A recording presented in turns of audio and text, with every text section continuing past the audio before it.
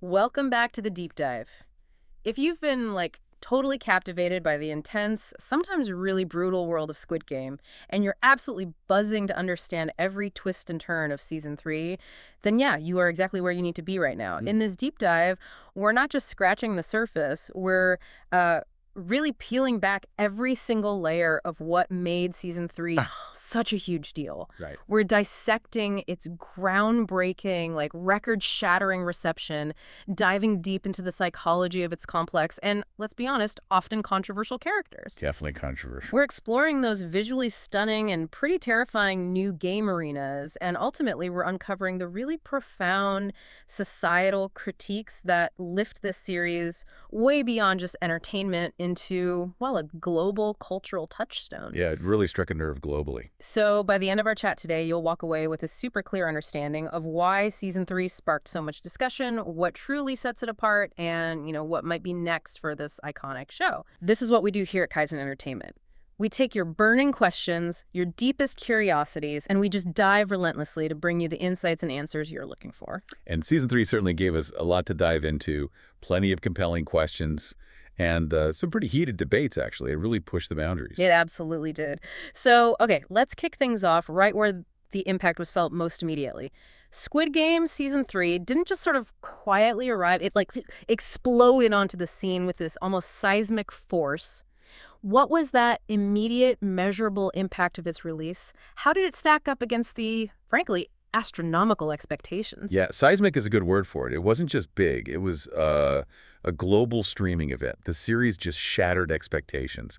It debuted at an astonishing #1 on Netflix across 93 countries at the same time. 93. Wow. 93 countries, yeah.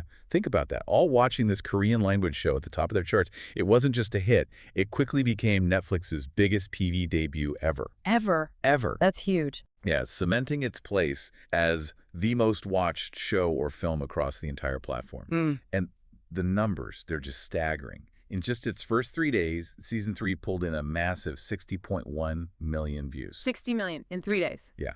Now, this success didn't just come out of nowhere, right?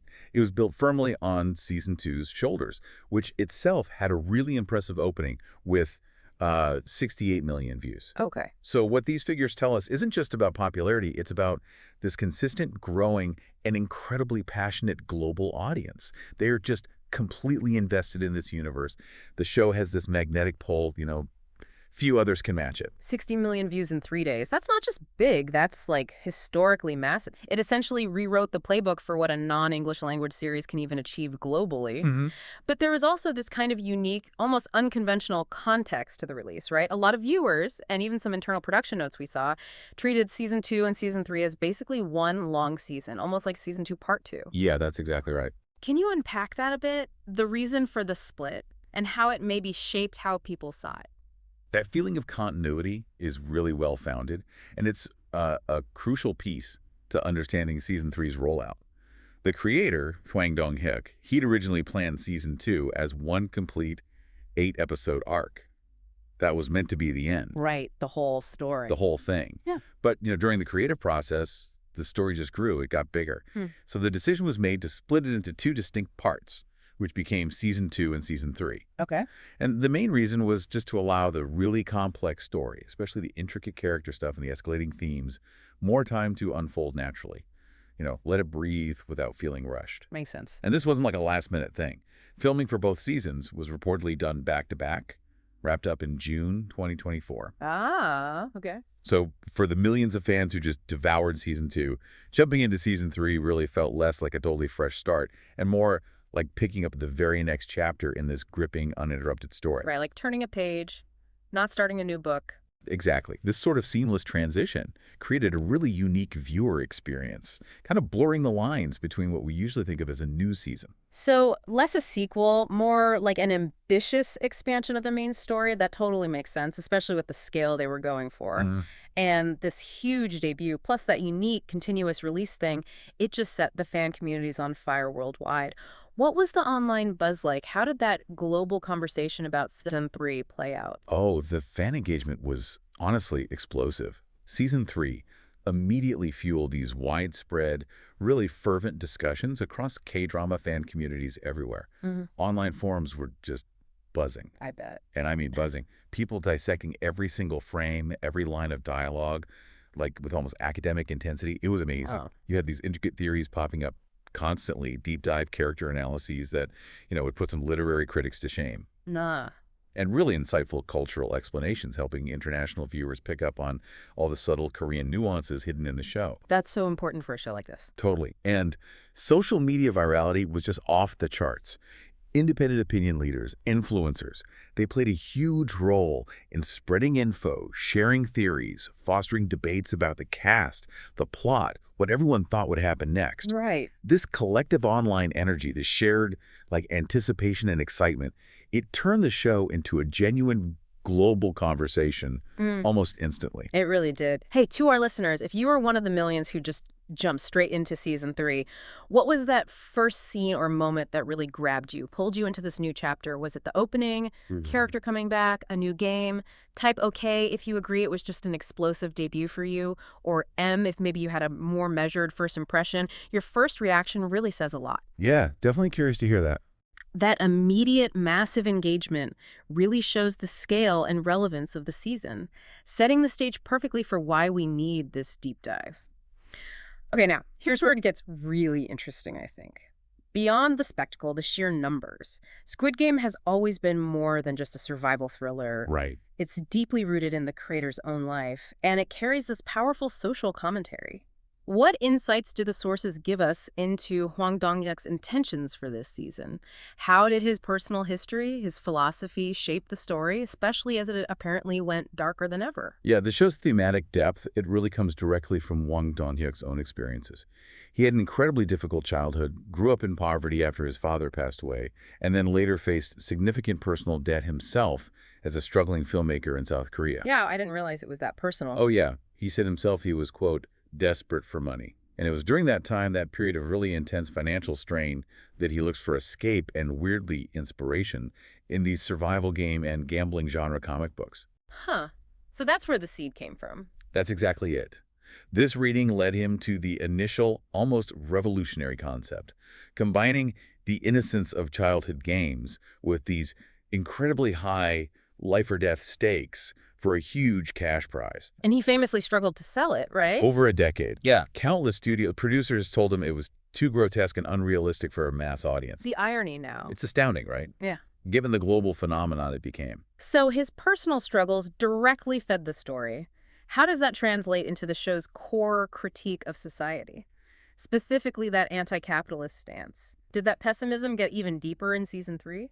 Well, Hwang's fundamental view, as he said in many interviews, is that the system we live in is just driven by human selfishness and greed. That's his core belief. Yeah, okay. He's actually expressed an increasing pessimism about human nature itself.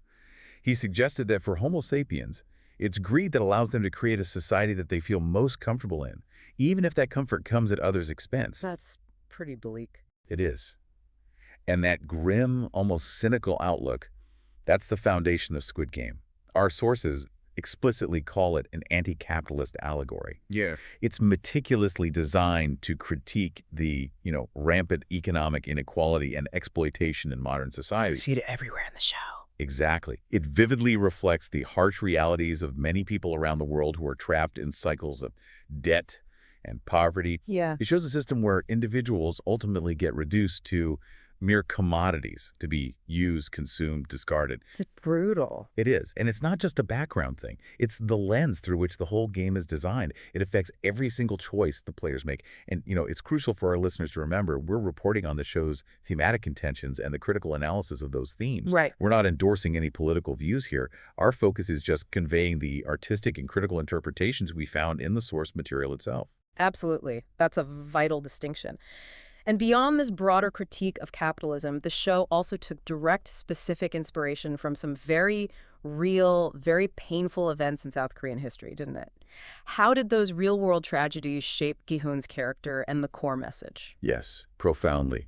The protagonist, Gi-hun, player 456, His character was directly inspired by the violent labor strikes that tragically happened at Sangyong Motor Company back in 2009. Sangyong Motor. I remember hearing about that. Yeah, it was a really dark chapter in South Korea's industrial history. Over 2,600 employees, almost 40% of the workforce, were just abruptly laid off as the company faced financial ruin. Just like that. Just like that. And this mass layoff triggered this desperate 77-day occupation of the factory by the workers, a protest that tragically ended in violent clashes with the police. Oh, man. Yeah, imagine the scene. Workers with slingshots, steel pipes, facing off against heavily armed police with rubber bullets, tasers. The workplace basically became a battlefield. That's horrific. It left a deep, lasting scar. Severe physical injuries, long legal battles, financial ruin for countless families. And devastatingly, in the years after, around 30 deaths were attributed to suicide and severe stress-related illnesses among those affected. 30 deaths. Yeah. So this painful real-world background, it doesn't just inform the show.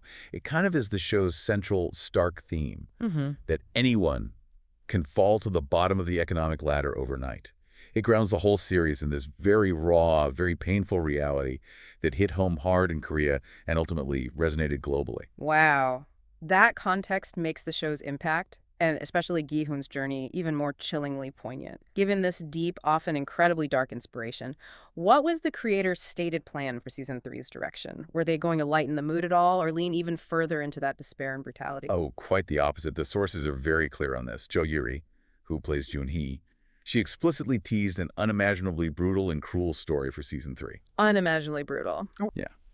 And that aligns perfectly with Kwang Dong-hik's own stated intention to go darker than ever for this latest installment. Darker than Season 1 and 2? That's saying something. Right. Our sources consistently confirm that the season hits hard, suggesting a heightened psychological and emotional toll on the characters and, by extension on us, the viewers. Many people who finished the season said they were still thinking about it long after the credits rolled. Yeah. So the ambition was definitely to escalate the brutality, both psychological and emotional, pushing the boundaries of what we've come to expect, forcing us to confront even grimmer aspects of human nature under extreme pressure. Yeah. What's really fascinating here is how the show just goes beyond entertainment. It's an unyielding mirror reflecting societal pressures, the precariousness of economic stability. If we connect this to the bigger picture, it becomes super clear why Squid Game resonated so deeply. Everywhere its themes are universal. Yeah. They touch on these shared anxieties about money, injustice, and the darkest corners of human nature when pushed to the absolute brink. That universal chord is definitely key.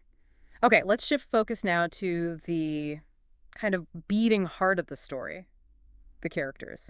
Season 3 brought back familiar faces, introduced new ones, but not without some really major plot points and, even significant controversy. Who were the key players this season and what happened to them? Especially those big decisions that got fans so worked up.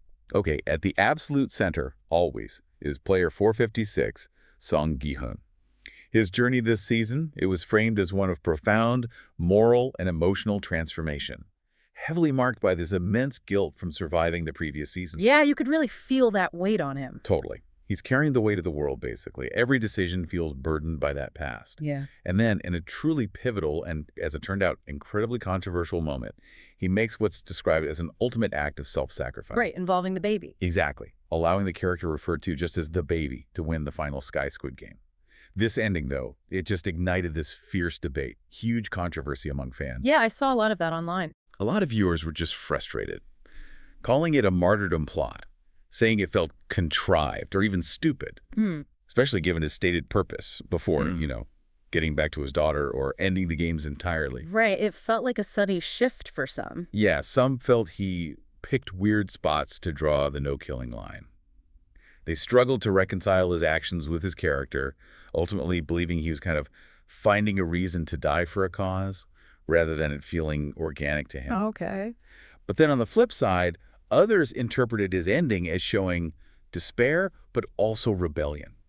Like a final defiant act proving that not everyone gets corrupted by the game. Not everyone becomes like the front man. A final stand, in a way. Sort of. And just to quickly address that popular fan theory that was floating around before Season 3 came out. Oh, the one about him becoming the new front man. That's the one. The director himself explicitly suggested that Gi-hun's character is not meant to be a villain. So that directly debunks that particular fan idea. Good to have that cleared up. Yeah. But this clash of interpretations, it really highlights the complex expectations viewers brought into Season 3 for Gi-hun. That Gi-hun ending was definitely a hot topic, sparked so many discussions. It really shows how invested people are in his moral compass.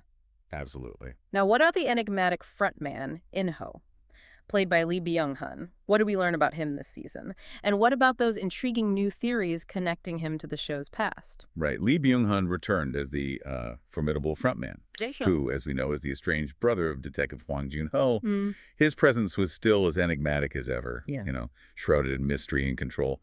But a really fascinating fan theory, which became known as the milk clue, got a lot of traction. the milk clue. Okay, tell me more. So this potentially connects the frontman to Oh Il-nam, player 001, the old man from Season 1. No way. How? Okay, so here's how it goes. In Season 1, Il-nam casually mentions his son is lactose intolerant. Mm-hmm. Right. Yeah, I vaguely remember that. Then in Season 2, we see the front man give his milk away to a pregnant contestant claiming he doesn't drink it. Huh.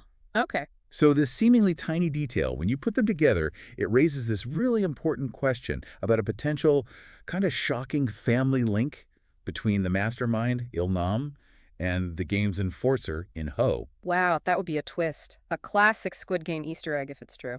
Exactly. And the actor himself, Lee Byung-hun, he alluded to the front man's internal struggle or a fragmented flashback, hinting there's deeper, maybe tormented motivations driving him. Interesting. From his, twisted perspective, the front man genuinely seems to believe the games offer a chance to start over for desperate people. It aligns with his cynical philosophy that, it's greed that allows them to create a society that they feel most comfortable in, even if that comfort is built on the ruins of others' lives. Chilling. Hey, listener, what do you think of this milk theory? Connecting the front man to Il-nam. Does it sound plausible, or is it just clever fan thinking? Type T if you think it's true, or M if you reckon it's a myth. We're curious if that detail jumped out at you too. Yeah, let us know. That's a wild theory, and it perfectly sums up the kind of intricate storytelling Squid Game is known for. You just never know what subtle clue might be the key. Now, onto the detective, Hwang Jun-ho. He's arguably been the most divisive character for a lot of fans. His subplot was always a bit of a mixed bag. How did Suit from 3 handle him? Did it finally redeem his story in the audience's eyes? Well, Wi Ha-jun returned as the police officer, still relentlessly searching for his missing brother, In-ho, the front man. Right. And unfortunately, his plotline, it continued to draw pretty widespread criticism. Yeah. Much to the frustration of many viewers. Still, after all this time. Yeah. Fans largely found his storyline pointless, useless. Yeah. Felt he was just aimlessly looking for his brother.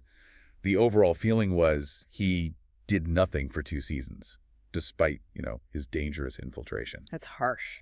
It is. And his big confrontation with the front man, the one everyone was waiting for, it was even described by some as comically bad, just didn't deliver the emotional payoff people hoped for. Ouch. However, and this is crucial, some of our sources suggest a very different take on his narrative function. Oh. They suggest it was actually the detective who shut down the games by successfully eluding the Coast Guard, an act that directly led to the island's destruction. So he did achieve something major, even if viewers didn't really see it play out that way. Exactly. It raises this important question about the huge gap between how the audience perceived him achieving little and his actual pivotal plot function in disrupting the games. That's a really interesting disconnect. Yeah. And his actor, Wi Ha-jun, he also kind of fueled speculation in an interview. He hinted at Jun-ho maybe entering the games himself, possibly even winning. No way. But then he quickly joked it might be a spoiler, so, leaving fans wondering if there was actually more to come from his character or if he was just messing with people. Huh. The classic actor tease. So, a character fans found frustrating, but who might have played a crucial, almost hidden role. Fascinating. What about the new faces in Season 3? Any standouts? And maybe, more importantly in Squid Game, what were their tragic fates? Right. Well, the roster of new players, many key individuals died pretty early in Season 3. As expected, I guess. Pretty much. For some viewers, this quick turnover made it a challenge to remain invested in the games and the remaining players, beyond Gi-hun and the baby. Right, hard to connect. Exactly. Among the new characters, Lee Myung-gi, player 333, he emerged as a significant figure, often drew comparisons to Sang-woo from earlier seasons. Oh, interesting comparison. Yeah. He showed these flickers of morality, hinted at a complex inner life, but ultimately he succumbed to the overwhelming pressure and the greed of the games. His character arc, though, faced some criticism. Some found it unearned, felt he became a terrible final antagonist because he lacked that deep, complex history Gi-hun shared with Sang-woo. Right, the dynamic wasn't the same. Exactly. His ultimate downfall was marked by choosing money over his child's well-being, a stark moral choice that really resonated with Hwang's core critique. And there was another new character who got particular attention for representation, offering a different kind of heroism amidst all the brutality, right? Absolutely. Yeah. Cho Hyun-ju, player 120, a transgender woman. She was introduced and immediately portrayed as this unimpeachable hero. Okay. Consistently, bravely risked her life for others. A real beacon of selflessness in that dog-eat-dog environment. Her backstory carried this tragic weight of societal prejudice, highlighting the immense difficulties a trans person faces finding honest work, which ultimately drove her to the games out of desperation. That adds another layer of commentary. Totally. Her death, specifically, was described as incredibly brutal and impactful, really underscoring the show's uncompromising vision of sacrifice. Wow. Any others? Yeah, other tragic fates included Jumja and her son Youngsik. Both met heartbreaking ends.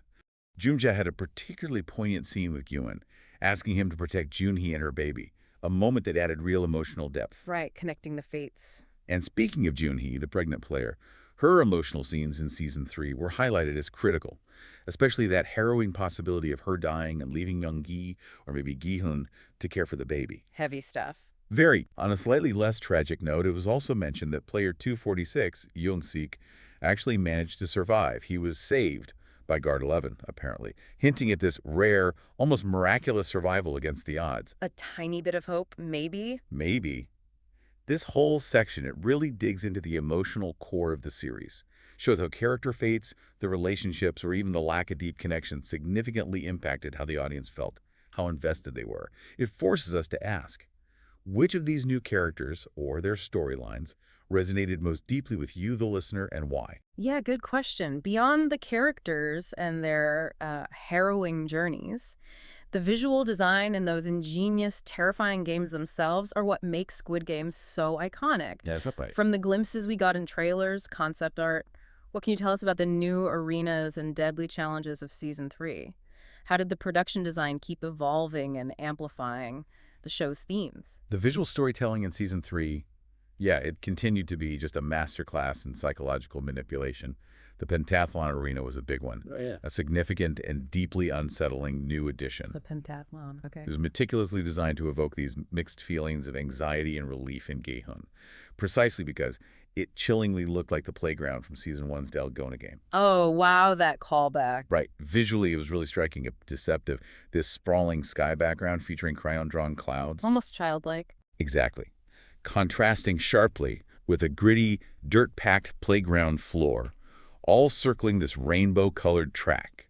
This deliberate juxtaposition of innocent childhood imagery with deadly reality. It creates this truly unsettling, almost nauseating atmosphere. Yeah, that's their signature move. Totally. What's really unique about the pentathlon, though, and a big departure for this series, is it's the only team game in Season 3. A team game. In Squid Game, that feels counterintuitive. It does. It shifts the focus intensely onto team harmony and unity, rather than just individual survival. And that was a purposeful choice, designed to be reminiscent of Korean elementary school sports days from the 70s and 80s, where collective effort was key. Huh. That's fascinating. A team game in Squid Game feels like a paradox, given the ruthless, every person for themselves vibe we expect. How did that play out? Did it foster real collaboration or just a different kind of betrayal? You totally hit on the paradox. While the game theoretically encouraged teamwork, the core nature of Squid Game meant collaboration was always a double-edged sword. Yeah. Players were shown earnestly cheering each other on, chanting 1-2, 1-2 in this desperate show of solidarity, precisely because success is impossible alone in this specific challenge. One mistake by anyone brought the whole team closer to death, amplified the tension massively. Okay, so the pressure was immense. Immense. Despite slogans like strength and vigor plastered around, those innocent words just masked the underlying fierce competition and the tragic inevitable death waiting for failures. And the circular track with no clear start or end. That was a powerful visual metaphor in itself. designed to symbolize the endless competition, infinite conflict, and suffering in this Squid Game world, suggesting that even when the game looks like it's about unity, it ultimately traps everyone in this inescapable cycle. Wow. Deep. Yeah. We also saw specific props in the images from this arena, all crafted to reinforce the theme. Old school desks, a chalkboard with childlike drawings, Korean flags, international flags strung up, starting blocks, all adding to that haunting, nostalgic, yet totally terrifying schoolyard vibe. They really nail that aesthetic. Beyond the pentathlon, were there other new or returning games in season 2 and 3 that really stood out? For innovation or just sheer brutality? Oh, yeah. The series kept introducing compelling, often horrific challenges. Mingle was introduced as absolutely horrific and brutal. Mingle. Sounds innocent enough. Deceptively so. It took place in this huge, unnerving room with a spinning carousel and this haunting, distorted children's song playing. Okay. Players had to form groups of a specific size to get into a safe room when the music stopped. Created this frenzied, desperate scramble. Vividly showed that primal instinct for self-preservation. Musical chairs, but deadly. Pretty much. Then Russian roulette marked a big departure from the usual childhood games, almost shockingly direct and deadly, played with a revolver. Whoa. This game notably highlighted the, quote, honorable intention of both Gi-hun and the salesman to rigidly follow its brutal rules. Just pure lethality, no hidden meaning beyond survival. Debunked, the paper-flipping game, returned in Season 2, still described as arguably the most unfair because the recruiter has such an advantage. A powerful recurring metaphor for the rigged system the show critiques. Right, that first hurdle. Exactly. Red light, green light also came back, but yeah, understandably, less shock value for the audience this time around. We knew it was coming. Right. And other games like Spinning Top and Jeggy were part of Season 2's triathlon, needing specific skills to get through. Okay, so a real mix. And then we absolutely have to talk about what became the elephant in the room, or maybe the baby in the game. Yeah. Introducing a literal infant into the final challenge sparked just enormous discussion, huge controversy. Oh, yeah. Big time. What was the audience reaction, and how did it clash with the creator's apparently profound symbolic intention? It truly was a moment that split audiences and critics right down the middle. The baby in the final game. Yeah. Highly controversial. Many fans immediately called it lazy writing, a cheap tension ploy, blatant emotional manipulation. Yeah, I heard those criticisms a lot. Viewers found it incredibly hard to suspend disbelief. Argued it was just unbelievable that characters, even desperate ones, would so easily disregard harming an infant. Right, there's usually a line. The general feeling was, yeah, people have a line in most cases. Yeah. And this level of casual evil, even in Squid Game, felt forced, inorganic. Many felt it was a shortcut to drama, not earning the emotional stakes through real character development. Okay, so that was the fan take. What about the creator? Well, the creator, Hwang Dong-hyuk, he offered this profoundly contrasting perspective, which is crucial to understanding his artistic intent. Right. He stated unequivocally that the baby represents the future generation and that its ultimate victory was in line with the meaning of Squid Game. The future generation winning. Huh. From his viewpoint, it implies a hopeful message, a responsibility to create a better world for those who come after us. This is a clear, almost jarring contrast to the initial audience perception of lazy or manipulative writing. Wow. The question for us, and for you, the listener, is how do we reconcile these two very different interpretations? That's a fascinating, deeply philosophical point, and it perfectly captures the layered meaning of this show. Beyond the games, the overall production design is always such a huge part of the Squid Game experience, almost a character itself. What details stood out from the visual sources we have? How do they contribute to that unique atmosphere? The production design in Season 3, continued to be incredibly impactful, creating this environment that's both whimsical and terrifying. The maze staircase, for example. Oh, yeah, the colorful one. Right. It's not just functional. It's this vibrant, colorful, Escher-like structure. A powerful visual metaphor for the bewildering, inescapable, often illogical nature of the games. It just disorients everyone, players and audience alike. Totally. We also saw images from what looked like a stark, almost sterile dormitory. Players in this blue-lit area may be waiting for instructions or processing the day's horror. And while not directly in our images, the reality show The Challenge, which recreated a lot of the elements, featured those iconic bunk beds. A visual that just perfectly conveys the mass dehumanization of the players. Right, stripping individuality. Exactly. And then, of course, the instantly recognizable game props. Mm. Visuals of the Didachi tiles, those simple blue and red folded papers that signify brutal choices. Yeah. A spinning top with string, childhood play turned weapon. A mysterious board game with colored pieces hinting at strategy or hidden rules. Mm.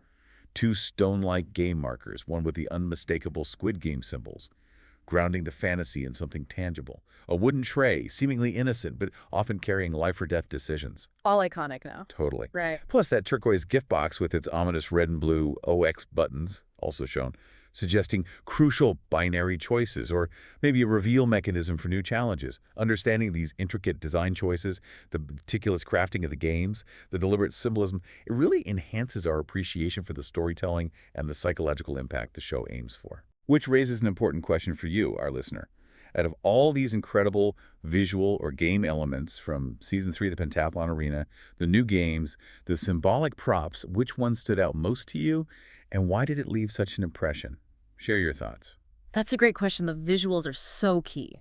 Okay, this deep dive wouldn't be complete without looking at how Season 3 ultimately landed with audiences and critics.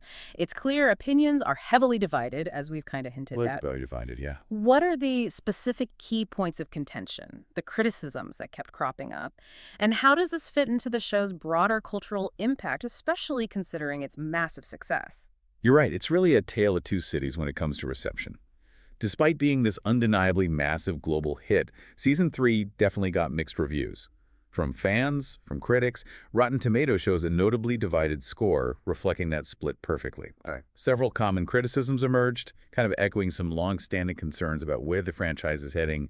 A major point was the pacing.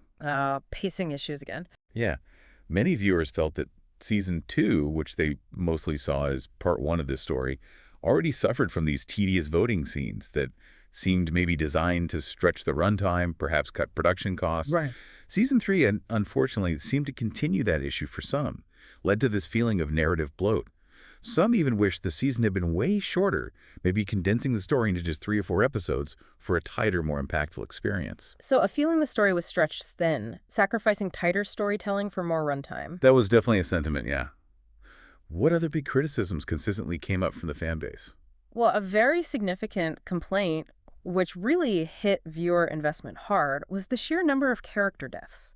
Many strong characters, often new, intriguing faces, were killed off really early, like in the first few episodes, a revolving door. Exactly. This rapid attrition meant that beyond Gi-hun and the controversial baby, viewers struggled to form new emotional connections, led to this significant lack of investment in the remaining players, made it tough for some to stay engaged with the games themselves as the emotional stakes just felt lower. That makes sense. Then there were the lingering plot holes and contrivances. Gi-hun's decisions, especially near the end, were frustrating for many, viewed as cowardly or illogical, not authentically idealistic. Okay. The ending itself, especially that much-debated button incident in the final game, where a critical choice felt almost arbitrary, and the lack of a clear, satisfying resolution for the brothers' storyline that was often seen as predictable and contrived. Fans felt the emotional payoffs just weren't really earned. We can't talk Squid Game without mentioning the infamous VIPs. Their acting is always a talking point, almost a meme. Did that continue in Season 3? Oh, absolutely. The VIP acting was, once again, consistently criticized across the board.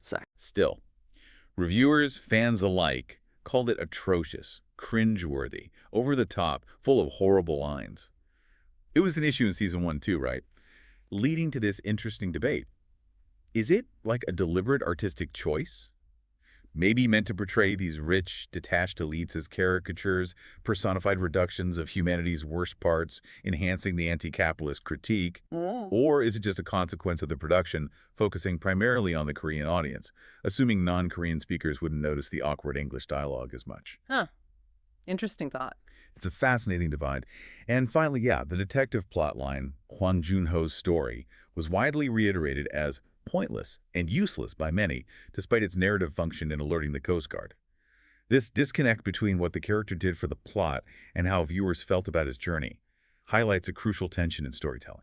That's a lot of significant criticism. Really highlights the challenge of following up such a massive success. But it wasn't universally hated, right? There were strong positive reactions too, specific things viewers loved. Definitely. It's really important to stress that despite these big criticisms, a substantial chunk of the audience found the season brilliant, amazing, genuinely great. Okay, good. Many praised the ingenuity of the new games, appreciated the continued depth of Gi-hun's evolving character arc, even with the controversial ending.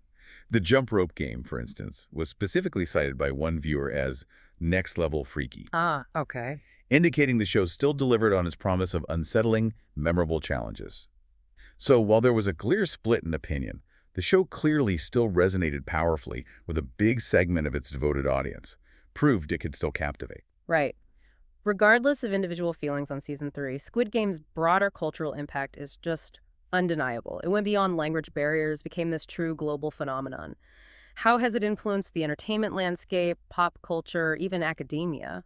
Its influence has been truly immense, far-reaching. Squid Game's unprecedented global triumph. It spurred Netflix to invest even more heavily in Korean content, a strategic shift that fundamentally reshaped the streaming landscape worldwide. Yeah, you see so much more K content now. Exactly. This success encouraged other major platforms to diversify their international offerings, recognizing this huge global appetite for non-English productions. It powerfully showed that K-dramas weren't just capable of captivating international audiences, but could also tackle complex social issues while maintaining broad appeal on a massive global scale. That's huge for the industry. Totally. Beyond entertainment, the series sparked considerable academic interest.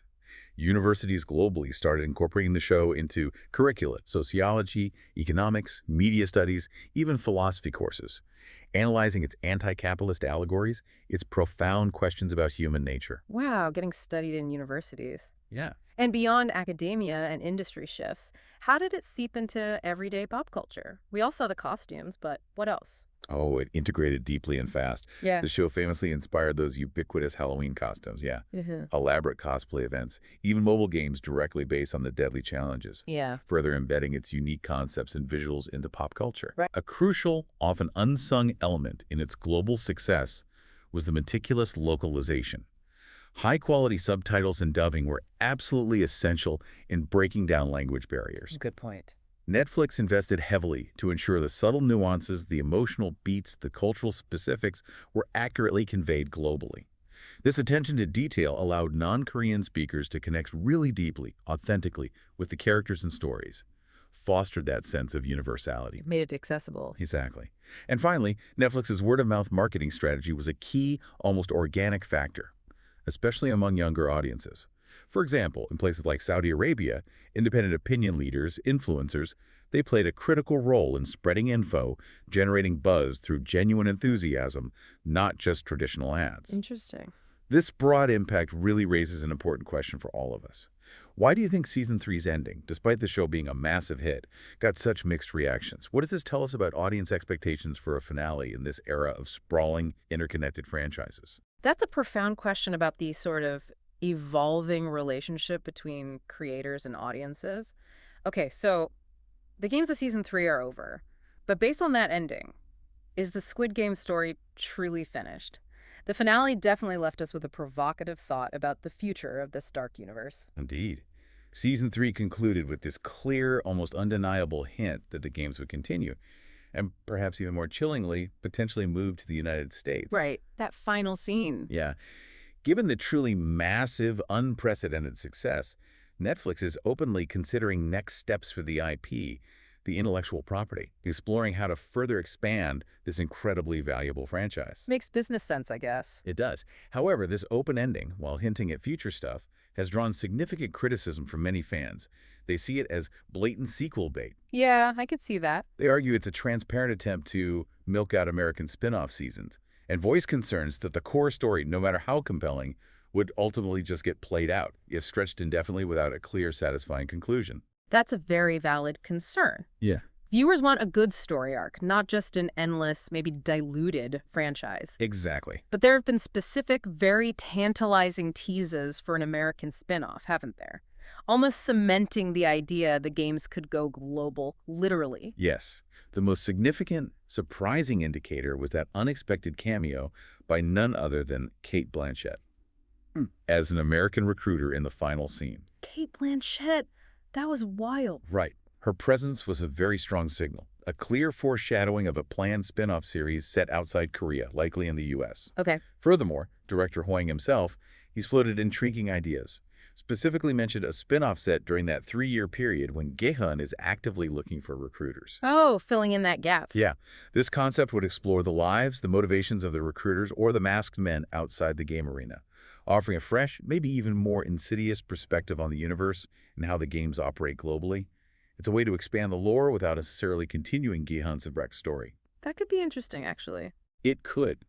However, it's worth noting, as of June 2025, while these discussions and teasers are out there, sources indicated Netflix had no official plans to announce a spinoff yet. Ah, okay. So just talk for now. Seems like it. They're carefully weighing options, perhaps considering the mixed reaction to Season 3's ending, and that delicate balance of continuing a beloved story without overextending it. Makes sense. What does this mean for the universe of Squid Game in your mind, our listener? Do you want to see an American version? Explore how these deadly games might play out elsewhere? Or do you think the story should have definitely ended with Season 3, preserving its original impact?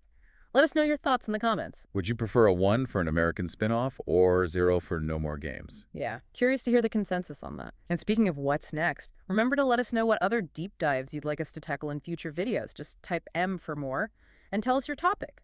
Your input really helps us decide where to dive next. Please do. What an incredible journey it's been, decoding the intricate layers of Squid Game Season 3. We've seen how it didn't just break records, but kind of redefine what a global streaming phenomenon could even be. How it delved even deeper into the creator's profound personal inspirations, navigating those complex and, yeah, sometimes controversial character arcs.